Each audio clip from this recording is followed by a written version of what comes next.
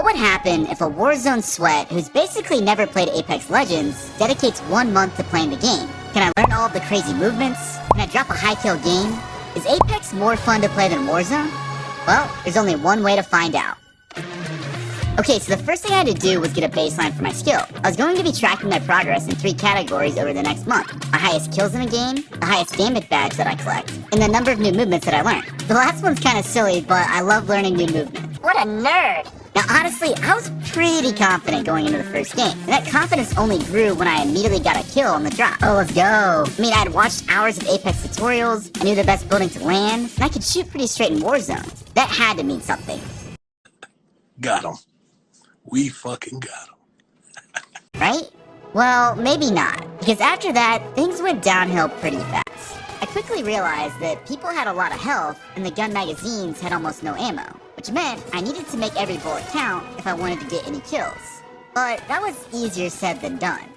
Oh god! So instead of destroying the lobby like I thought I would, I spent most of the night running for my life. Please, stop chasing me! No! And I had absolutely no clue where I was going. What is this? Oh my gosh, no way. By the end of the night, my best game was 4 kills that I got from mostly shooting people in the back. I didn't collect any damage badges, and my movement was not great. What had I gotten myself into? I went to bed completely overwhelmed, and by the next morning, I was beginning to think I had made a big mistake. I wanted to play a new game because I've been unhappy with the slow movement in Warzone too, and gaming just hadn't been fun for months. But maybe Apex Legends was too hard. Maybe I should go back to the game that I spent hundreds of hours playing because at least I was good at it. But unfortunately, it was too late for that. Now I should mention there are some rules for this challenge. Number 1, I can't get help from friends because I'm not looking for a hard carry. Number 2, I'm only playing pubs, mostly because I don't have ranked unlocked, and honestly, it kinda scares me. What are you just sitting there for? You stupid mother doing? And number 3, I only have 1 month to train. Now to prep for this month, I did a lot of research, and instead of just dropping into the Battle Royale mode, where I would need to learn the maps, the looting, the mechanics, and so much more all at once, my game plan for the first few days was to simplify. I would just focus on learning the mechanics first by practicing in the firing range and getting into as many gunfights as possible in multiplayer. And once I wasn't a complete bot, I could graduate to learning the Battle Royale part of the game. And the first thing that I wanted to learn was wall bouncing. Now it looked pretty easy. Just slide jump, press jump again at the wall, and... Okay, this is going to take longer than I thought. Well, the hours went by as I struggled to learn the right technique. It honestly felt strange to be so bad at movement because it was something I was good at in Warzone 1. But after a lot of failures, I finally started to get better, and I could hit wall bounces from all different types of angles. Well, at least some of the time. And after some aim training with this new movement skill, I felt ready to play against some real players. Now, I'd love to say that I hit the ground running, but it was more like walking, because getting better at this game was going to take some time. I still didn't know how to use all the guns. Is this a shotgun? The special abilities that each legend had were pretty confusing. What is that? And the wall bounces that I had practiced for hours were hard to use in a game. But it wasn't all bad, because I found out that I really liked using SMGs like the car, and I also realized how important hip firing was in this game. And then something happened that would change the course of history.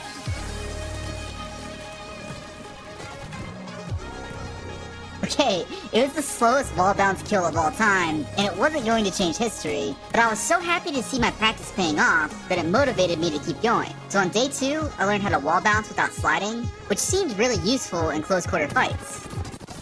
That might not have been a real person. And then I learned how to change direction in the air, which opened up all kinds of new movement possibilities.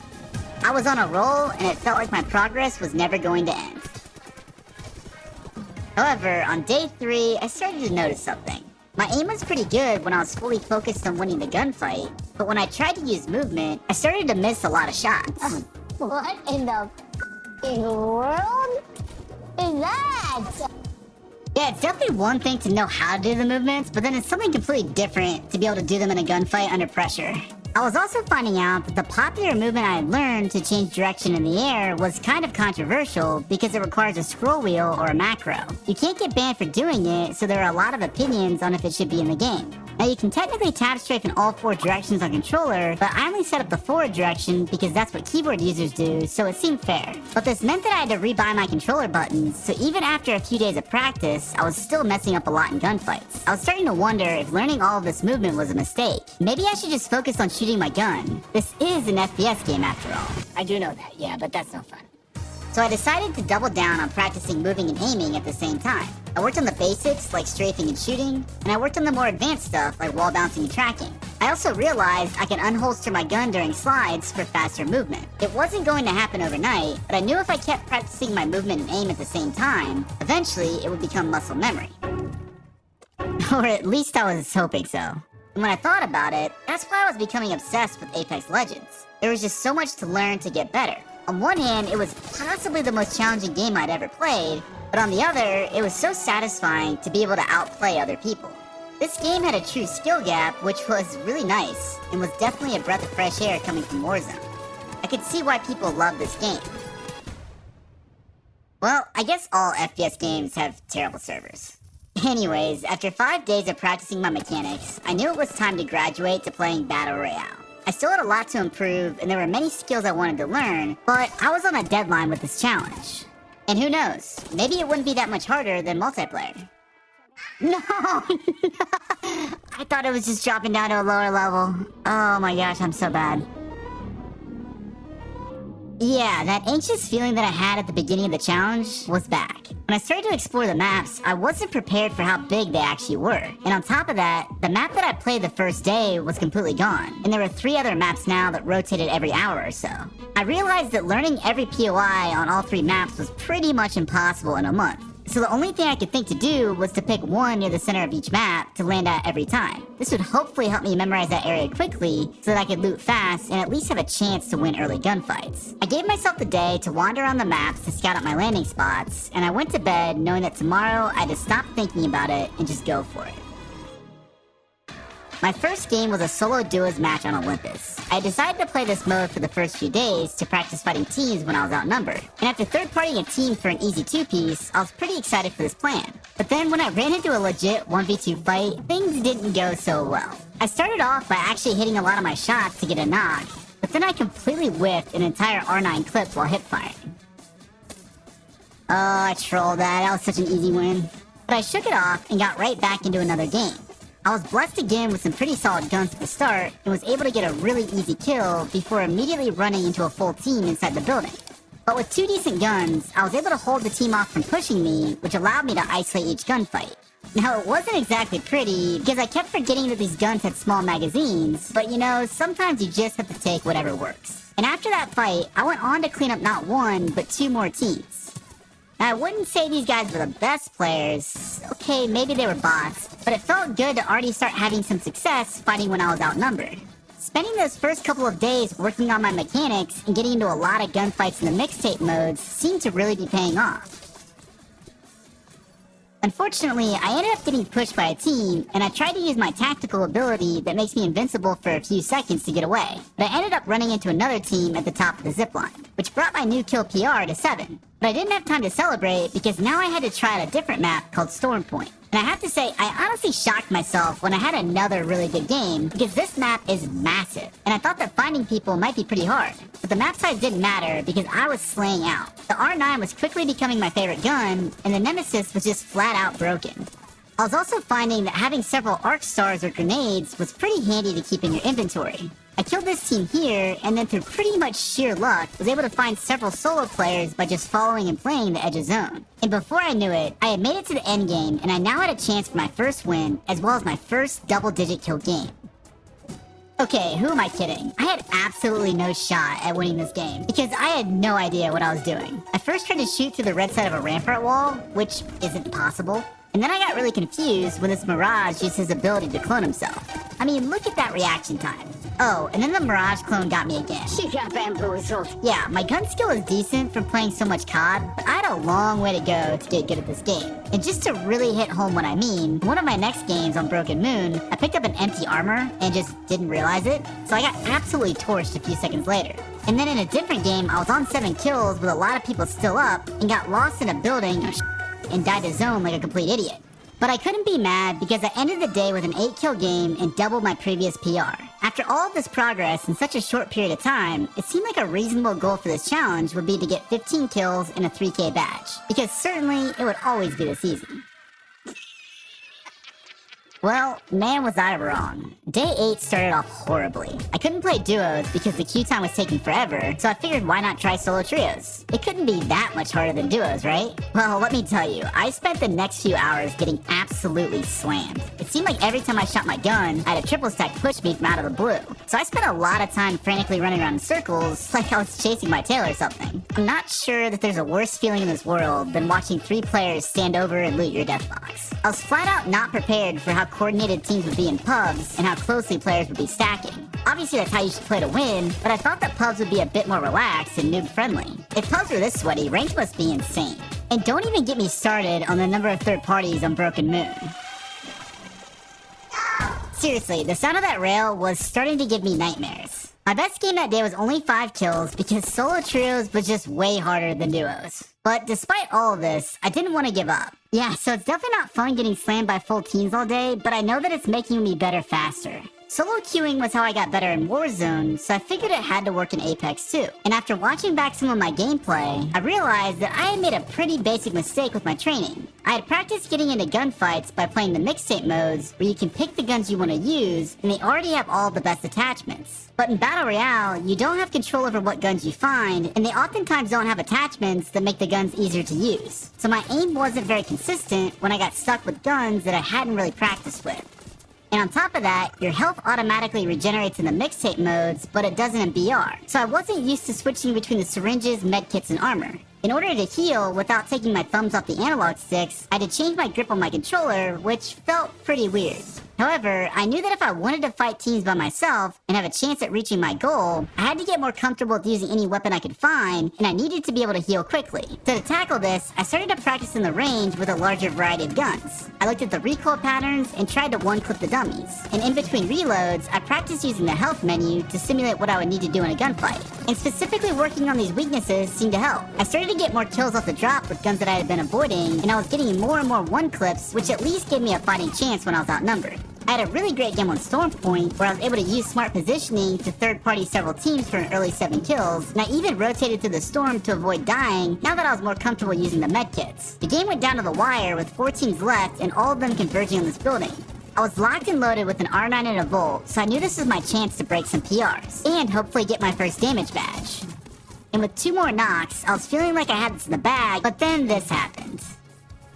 No, not gonna lie, it was definitely a bummer not to get my first damage badge or beat my kill record, but I was happy to finally have a good game playing trios. Maybe this solo queue strategy would work after all. And over the next few days, I got into a routine where I practiced my mechanics in the morning and alternated back and forth between mixtape modes and Battle Royale games in the afternoon. Despite its downsides, the mixtape modes helped me practice my movement and get into a lot of gunfights, which helped me lock it in during Battle Royale games, which were a lot slower paced. Let's go! First win! But after days and days of grinding, I was starting to hit a wall. My mechanics were steadily improving to help me win one-on-one gunfights, but I wasn't getting higher kill games, and I still hadn't even gotten a single damage badge by day 14. I was finding it too hard to fight teams as a solo player. Learning new things like swapping armor in the middle of a gunfight to get more health was helping me get better at it, but I just wasn't consistently winning in these situations. I tried to play duo games when I could find them, but the queue times took forever, and it seemed like the skill-based matchmaking had been cranked up compared to the first few days of playing. The days were ticking by, and I wasn't getting any closer to achieving my goals for this challenge. I knew that it was time to make a drastic change.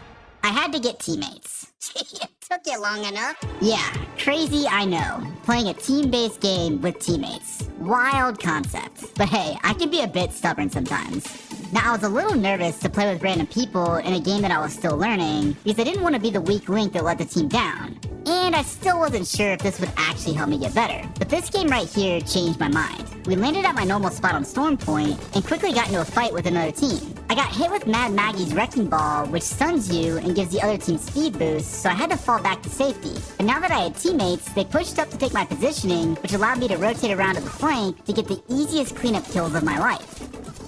And in the next fight, I was able to play really aggressively, knowing that my teammates had my back. And this helped me get 2 more kills that I probably wouldn't have gotten by myself. And that's pretty much how the rest of this game went. Our team rotated through the map like a unit, easily taking out every enemy squad that we could find. It was actually insanely OP having scanning legends on my team, because finding kills was just so easy.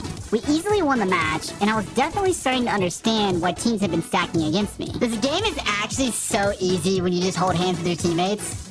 And as good as that game was, the next game was even better. My stats were looking good with plenty of teams left, and I just knew this was my chance to get the 2K badge. I had my teammate by my side, and my aim was feeling unstoppable. Seriously, 1 clips are the best feeling in the world. And just a few moments later, boom, 2,000 right on the dot. My first damage badge. Now, I tried to clutch up the rest of the game, but unfortunately, I killed the solo player on the 3rd team, which left me in a 1v3 against the last team that I eventually lost. I got another 2K damage game the next day, and I started to think that my goals for this challenge would be pretty easy now that I was playing with teammates. However, I was about to make a big mistake, because on day 16 I saw something. Zipline movement. Now, if you remember all the way back to my first games on World's Edge, I had fought a demon using this kind of movement. And after seeing it again, I decided that now I wanted to learn it. I figured it wouldn't take too long to get it down, and it could be a nice break from grinding Battle Royale. Well, let's just say I spent like the next 5 days or so learning to super jump and do this thing called a mantle jump. Now, the super jump wasn't too hard to learn, but the mantle jump, holy there's like 10 steps and buttons you have to press to do it right. It was so hard to do that I even downloaded this community-run mod that lets you play Apex on custom maps by yourself to practice your movement. Yeah, I pretty much went down the rabbit hole on this one. If you can't tell by now, I tend to get really obsessed with learning new things and just can't stop until I can do them. That was it! Oh, that was sick! Well, by the time I got back into the swing of grinding Battle Royale, it was day 23. I'd expected to continue right where I had left off and was ready to get back to beating my goal. But this game had a different plan for me for the last week of this challenge.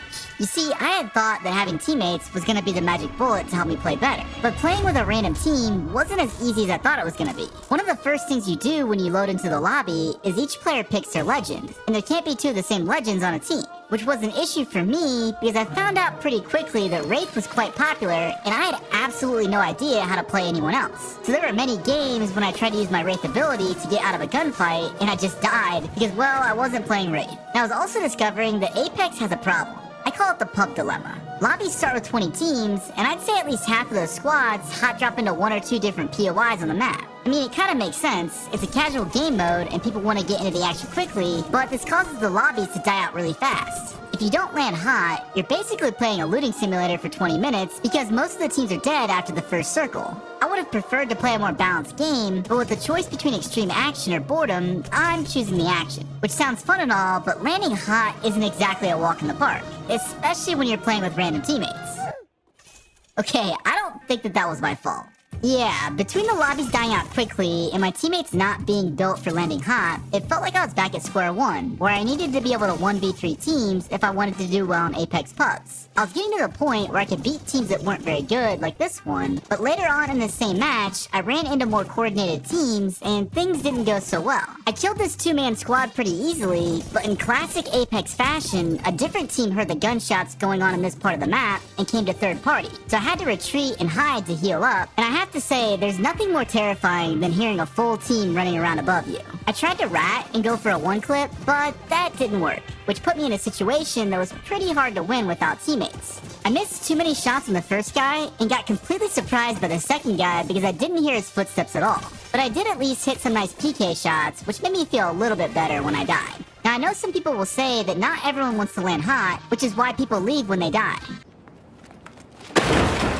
And I totally get that. But what was interesting is people left when they were eliminated no matter when it happened in the game. In this match right here, we were on a pretty good pace, but we got pushed by a good team, and as soon as both my teammates went down, they immediately left the game, even though there was plenty of time for me to grab their banners and hit a respawn beacon. I definitely don't blame people for leaving because it really does take a long time to regain an Apex, and it's not like we're playing for money or for a rank, so you can't really expect people to play like a team. But it was frustrating to spend the rest of this match getting chased by 3 stacks, only to die in the storm just a few points shy of a 2.5k damage badge. Now I did manage to get the badge the next day, but the game wasn't that fun. My teammates died early, and I more or less farmed damage for 15 minutes because I couldn't find any openings to get kills without dying. I also whiffed a lot of shots at the end because I was nervous, so I'm not sure if that's really an accomplishment to brag about. I wanted to get higher kill games, but there always seemed to be something that went wrong. In this match, I was on pace for a good game, but things took a bad turn when the second ring started closing. We were fighting a team, and I got a knock, but my one teammate went down, and the other either crashed or left the game. Now this might have been okay, but then a new team third-partied us, and I had to frantically portal away to stay alive.